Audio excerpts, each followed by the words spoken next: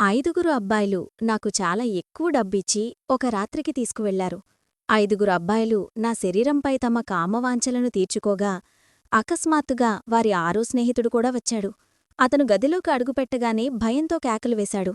నేను రాత్రి 12 గంటల నుండి ఆ చిన్న గదిలో మంచంపై పడి ఉన్నాను. ఒకరి తర్వాత ఒకరు అబ్బాయిలు నన్ను వాడుకున్నారు. నొప్పి పరాకాష్ఠకు చేరింది. కాని ఇదంతా నేను నా ఇష్టానుసారం అంగీకరించాను. నాకు నా దుస్తల స్పృహ లేదు. శరీరంలో పుట్టుకొచ్చే బాధాకరమైన వేదన కూడా పట్టలేదు. కేవలం ఇద్దరు అబ్బాయిలు నా శరీరాన్ని గాయపరిచి నా దేహం మొత్తాన్ని దెబ్బతీశారు. ఇంకా ముగ్గురు తమ కామవాంఛలను తీర్చుకోవడానికి రాబోతున్నారు. వారికి పూర్తి సంతోషంతో నేను సమయమివ్వాలి. నా జీవితంలో ఇలాంటి రాత్రి ఒకటి ఉంటుందని నేను కలలో కూడా అనుకోలేదు. ఇదంతా నేను ఒక భారీ మూల్యం చెల్లించి సాధిస్తున్నాను. అందుకే వెనక్కి తగ్గడానికి అవకాశం లేదు. నా బాధ్యతలు, నా కుటుంబ సభ్యుల కోరికలు నన్ను ఆ దారిలో నిలబెట్టాయి. అక్కడు నేను ఒకే రాత్రిలో ఐదుగురు అబ్బాయిలతో గడపడానికి అంగీకరించాను. సాధారణ పరిస్థితుల్లో ఏ అమ్మాయి కూడా ఇలాంటి ఆలోచన చేయలేదు. కాని నేను ఉన్న ప్రాంతంలో ఈ నిర్ణయం తీసుకోవడానికి నాకు ఎక్కువ సమయం పట్టలేదు. వారు ఆరోగ్యవంతులైన, బలవంతులైన యువకులు. వారి బలం ముందు నేను ఏమీ కాదు.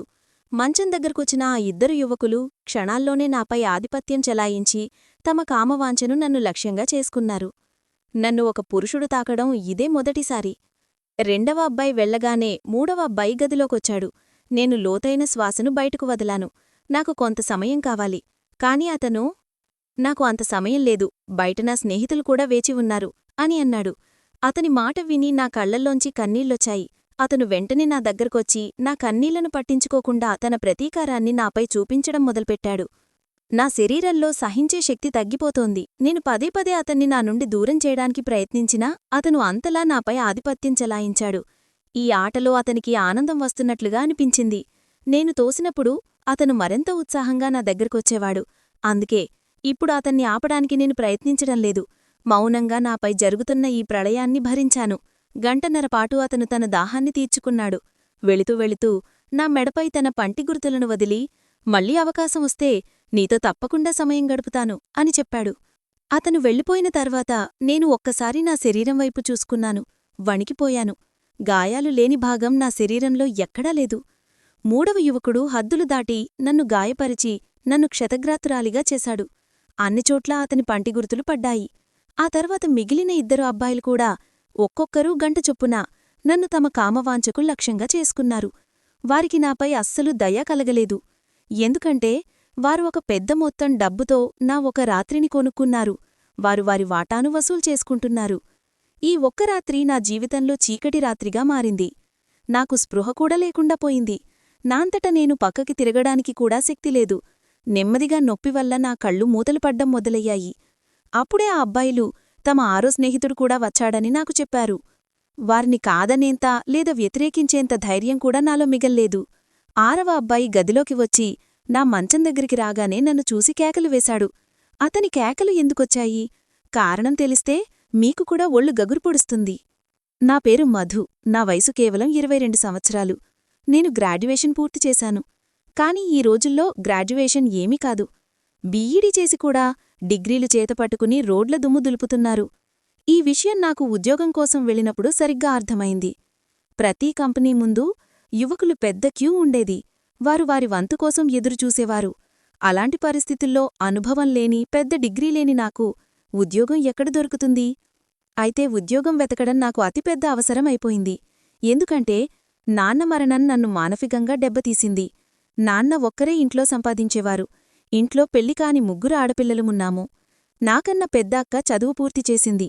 అందుకే సంపాదించే బాధ్యత ఆమెపైన కాకుండా నా భుజాలపైన పడింది.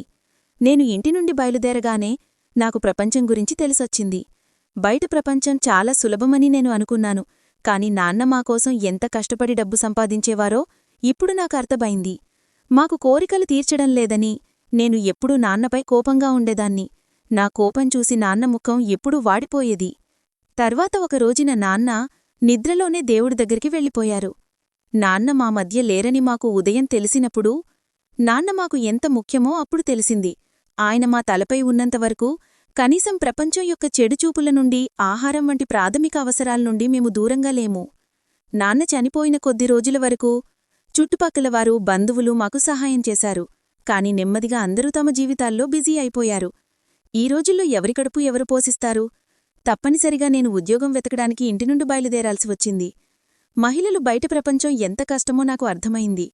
ఏ కంపెనీలో నాకు ఉద్యోగం దొరకలేదు. ప్రతి కంపెనీ బయట వేలాది మంది యువకులు ముందుగానే నిలబడి ఉండేవారు. నేను పాఠశాలల వైపు చూశాను. అక్కడ సగం రోజు కంటే ఎక్కువ పనికి కేవలం 6,000 మాత్రమే ఇస్తున్నారు. అందులో ఇంటి బిల్లుకే డబ్బులు సరిపోయేవి. ఇందులో కూడా ప్రతి స్కూల్ వారు నా అనుభవం అడిగేవారు. నా నోరు మూతపడేది. ఎంత వెదికినా ఉద్యోగం దొరకకపోవడంతో నాకు స్నేహితురాలి సోదరుడి ద్వారా ఒక పిజ్జా హౌజులో వేటర్ ఉద్యోగం లభించింది.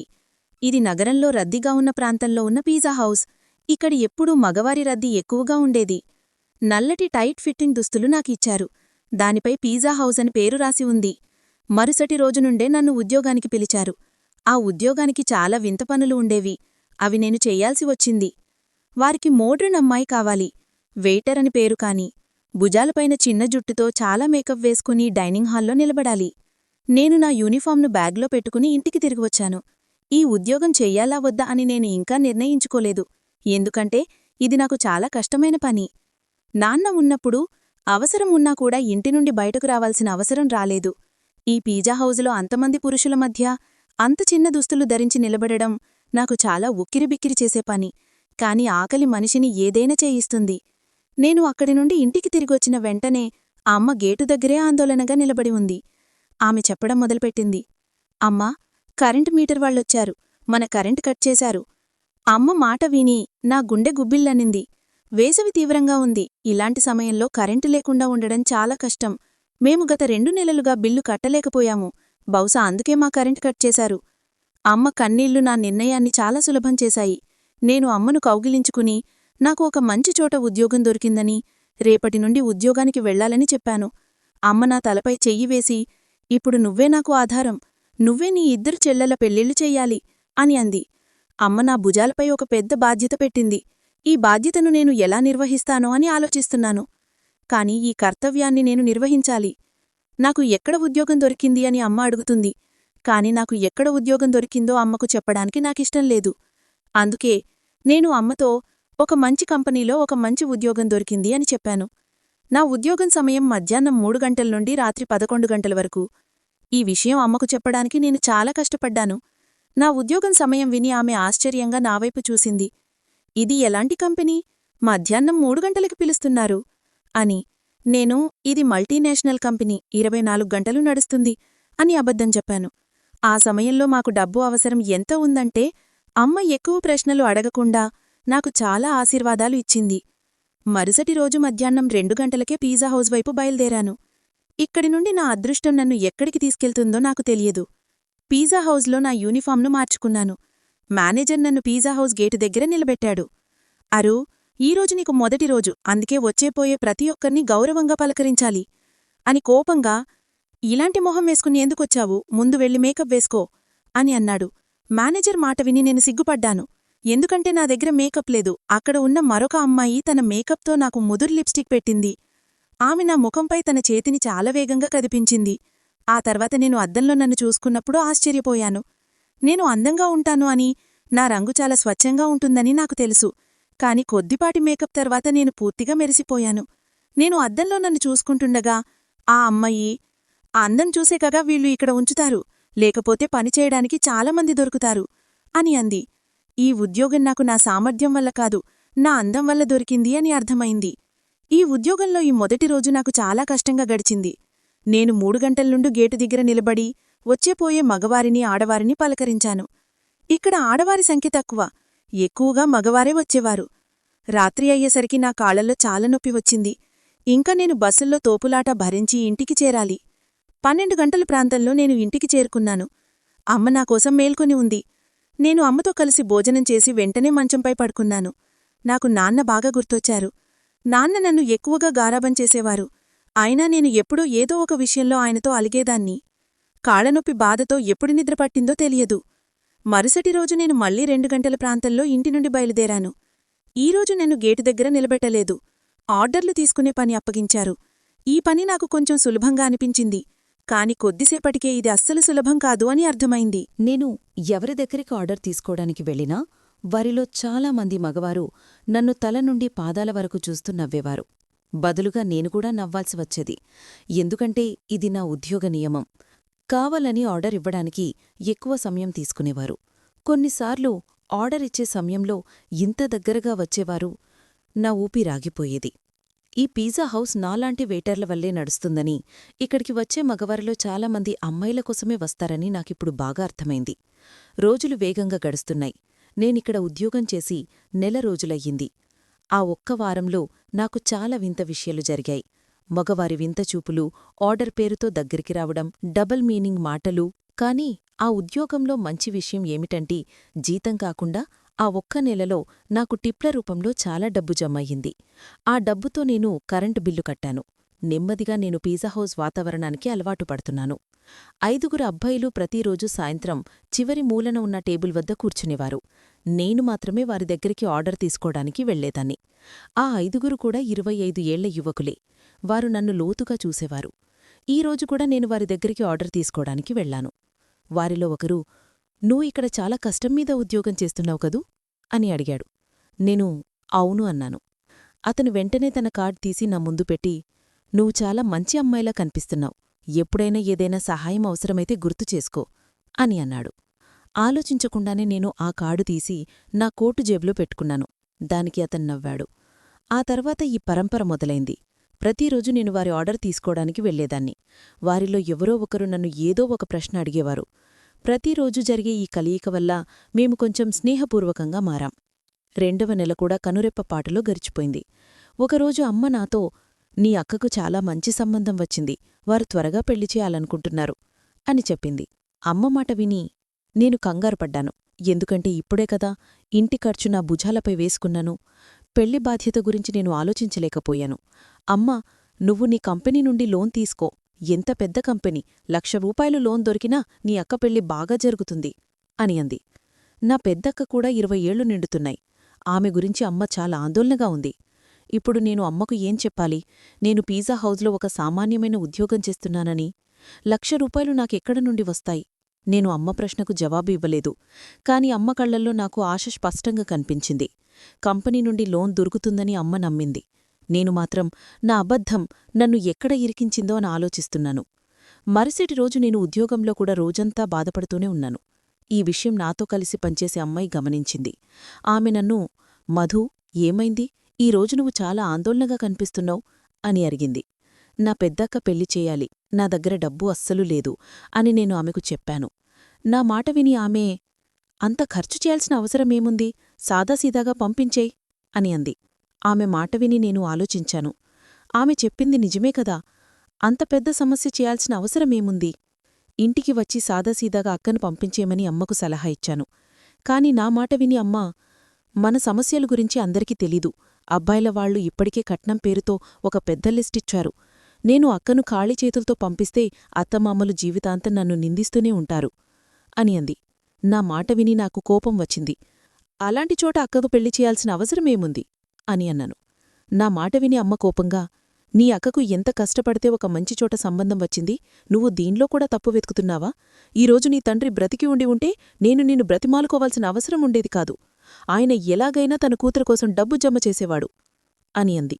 అమ్మ కళ్లల్లో కన్నీళ్లు వచ్చాయి. ఆమె మాట నా మనసును బాధించింది. ఆమె చెప్పింది నిజమై. నాన్న బ్రతికుంటే ఎలాగైనా డబ్బు జమ చేసేవారు. నేను అమ్మను అభింగా కౌగులించుకున్నాను. త్వరలోనే డబ్బు ఏర్పాటు చేస్తానని ఆమెకు వాగ్దానం చేశాను. అన్నీ డబ్బులు నాకెక్కడ నుండి వస్తాయో నాకు కూడా తెలీదు. తండ్రి నీడ నిజంగా పిల్లలకు పెద్ద ఆశీర్వాదం. ఆయన తన ప్రాణాల్ని పణంగా పెట్టి అయినా పిల్లలకు జీవితంలో అన్ని సుఖాలు ఇస్తాడు. నాన్నస్థానాన్ని నేను భర్తీ చేయడం చాలా కష్టం. రోజులు ఇలాగే ఆందోళనలో గడుస్తున్నాయి. నేను పిజ్జా హౌస్ మేనేజర్తో డబ్బు గురించి మాట్లాడాను. కాని అతను నన్ను చూసిన చూపులకి నేను అక్కడే నీళ్లలో కూరుకుపోయినట్లు అనిపించింది. ఆ అబ్బాయిలు ఇప్పటికీ ప్రతిరోజూ పిజ్జా హౌస్కి వచ్చేవారు. నేను వారి ఆర్డర్ తీసుకోవడానికి వెళ్లాను. వారిలో ఒకరు, "ఏమైంది? ఈరోజు నీ ముఖం అస్సలు కళావిహీనంగా ఉంది" అని అడిగారు. అతని మాట విని నా కళ్లల్లోంచి కన్నీళ్లు వచ్చాయి. అతను పదే పదే తన సమస్య చెప్పమని అడిగారు. నాకు కూడా మనసు విప్పి నా బాధను చెప్పుకోవడానికి ఒకరిని కోసం వెతుకుతున్నాను. అందుకే ఇష్టం లేకుండానే నా సమస్య అతనికి చెప్పాను. నా మాట విని వారి ముఖంపై చిరునవ్వు వచ్చింది. వారు, "ఇంత చిన్న విషయానికి మీరింతగా ఆందోళన చెందుతున్నారా? మీకు ఏదైనా సమస్య వస్తే గుర్తు చేసుకోవడానికే కదా మేము మీకు మా కార్డిచ్చాం అని అన్నారు. నేను ఆశ్చర్యంగా వారి ముఖాలు చూస్తున్నాను. ఆ 5 అపరిచితులు నాకు డబ్బు ఇవ్వగలరని నేను ఊహించలేదు. కాని 5 వెంటనే నాకు ₹1,00,000 ఆఫర్ చేశారు. నేను వారివైపు చూస్తున్నాను. ₹1,00,000 వారికి పెద్ద విషయం కాదు. కాని నేను కూడా వారికి ఏదైనా పనికి రావాలి. వారి మాట విని నేను కంపిపోయాను. ఆ అబ్బాయిలకు నాతో ఏం పని ఉంటుంది? ఈ విషయం అర్థం చేసుకోవడానికి నాకు ఎక్కువ సమయం పట్టలేదు. నేను వెంటనే భయపడి, నేను మంచి కుటుంబం నుండి వచ్చాను, నేను ఎలాంటి తప్పు పని చేయలేను అని అన్నాను. వారు నవ్వి, మేము కేవలం ఆఫర్ చేశాం, అంగీకరిస్తారా లేదంటే మీ ఇష్టం. కాని ఈ రోజుల్లో ఎవరూ మీ దగ్గరి బంధువులు కూడా మీకు సహాయం చేయరు అన్నారు. వారు చెప్పింది కూడా నిజమే. కాని నా పరువును తాకట్టు పెట్టి ₹1,00,000 సంపాదించుకోవాలని నేననుకోలేదు. అందుకే నేను వారికి స్పష్టంగా నిరాకరించాను. నేను పరిస్థితులతో పూర్తిగా అలిసిపోయాను. అలా అలిసిపోయి ఇంటికి తిరిగి రాగానే మా అమ్మ, అక్క నాకోసం ఎదురుచూస్తున్నారు. అక్క, అత్తమామలు నెల రోజుల తర్వాతే పెళ్లి చేయాలనుకుంటున్నారు అని అమ్మ చెప్పింది. అక్కతో పాటు చిన్న చెల్లెల్ని కూడా తమ చిన్న కొడుకు కోసం తీసుకోవాలనుకుంటున్నారు. ఇలా ఒకే ఖర్చుతో 2 పెళ్లిళ్లవుతాయి. చిన్న చెల్లెలి సంబంధం గురించి విని నాకు సంతోషం కలిగింది. కాని నెల రోజులు సమయం విని నా ప్రాణం పోయింది. డబ్బు ఏర్పాటు చేయలేకపోయాను. అమ్మ నాపై ఆశ పెట్టుకుని ఉంది. నేను ఒకసారి నా అక్క ముఖం వైపు చూశాను. చాలా కాలం తర్వాత సంతోషం మెరుస్తోంది. నేను కూడా అక్కమామలను కలిశాను. వారు నిజంగా చాలా మంచివారు. కాని ఈ రోజుల్లో సాదాసీదాగా కట్నం లేకుండా ఎవరు పెళ్లి కూతుర్ని తీసుకుంటారు? వారు కూడా ఈ సమాజంలో నివసించేవారే. నా చెల్లెళ్ల సంతోషాన్ని నేను ఎప్పుడూ కాపాడుకోవాలని అనుకున్నాను. నేను అమ్మతో, నువ్వు పెళ్లి తేదీని ఖరారు చేయి, నేను డబ్బు ఏర్పాటు చేస్తాను అని అన్నాను. నా మాట విని ఇంట్లో సంతోషం వెల్లివిరిసింది. కాని ఆ సంతోషం నా పరువు నాశనమైన తర్వాత వస్తుందని వారికి తెలీదు. మరుసటి రోజు నేను 5 అబ్బాయిలకు సరి అని చెప్పాను. వారు నవ్వుతూ, మీరు తప్పకుండా ఒప్పుకుంటారని మాకు తెలుసు అని అన్నారు. ఆ 5 ఒక రాత్రికి నన్ను తమతో తీసుకువెళ్లాలన్నారు. కంపెనీలో సంవత్సరం చివరి పని ఎక్కువగా ఉందని, నేను ఒక రాత్రి కంపెనీలోనే ఉండాలని అమ్మకు చెప్పాను. కంపెనీ నా లోన్ను ఆమోదించింది. అందుకే నేను వారి మాట వినక తప్పడం లేదు. లోన్ మంజూరైన విషయం విని అమ్మ చాలా సంతోషపడింది. రాత్రి ఉండడానికి నాకు అనుమతి కూడా ఇచ్చింది. నేను పిజ్జా హౌస్ నుండి సెలవు తీసుకుని ఆ 5 అబ్బాయిలతో వెళ్ళిపోయాను. ఆ 5 నన్ను తమ క్రూరత్వానికి లక్ష్యంగా చేసుకున్నారు. 6వ అబ్బాయి లోపలికి వచ్చినప్పుడు నన్ను చూసి కేకలు వేశాడు. ఎందుకంటే మంచం మొత్తం రక్తంలో తడిసిపోయింది. నేను నా జీవితంలో చివరి శ్వాస తీసుకుంటున్నట్లు అనిపించింది. అతను వెంటనే నన్ను తన చేతుల్లోకి తీసుకుని కార్లో వేసి ఒక చిన్న హాస్పిటల్కు తీసుకువచ్చాడు. అక్కడున్న డాక్టర్ అతనికి తెలిసినవాడే. చాలా గంటలు ఐసీయూలో ఉన్న తర్వాత నా పరిస్థితి కొంచెం మెరుగైంది. కాని నా గాయపడిన శరీరం నా నాశనానికి సాక్ష్యమిస్తోంది. ఆ అబ్బాయి 5 స్నేహితుడే. కాని అతనిలో మానవత్వం ఇంకా మిగిలి ఉంది. అతనికి నాపై దయ కలిగింది. లేకపోతే నేను బహుశా ఈ మంచంపై ప్రాణం వదిలేదాన్ని. నేను కంపెనీ నుండి సెలవు దొరకలేదని అమ్మకు ఫోన్ చేసి చెప్పాను. ఆ అబ్బాయి ఆస్పత్రి ఖర్చులన్నీ తనే భరించాడు. తన స్నేహితుల నుండి ఆ ₹1,00,000 తీసుకుని నాకిచ్చాడు. ఆ 5 చాలా ధనవంతులైన వ్యాపారస్తుల కొడుకులు. వారు నన్ను నాశనం చేయకుండా కూడా సహాయం చేయగలిగారు. నేను కోలుకున్న తర్వాత ఆస్పత్రి నుండి డిశ్చార్జ్ అయ్యాను. డబ్బు కూడా నా చేతికి వచ్చింది. కాని ఇప్పుడు ఏదీ మునుపటిలా లేదు.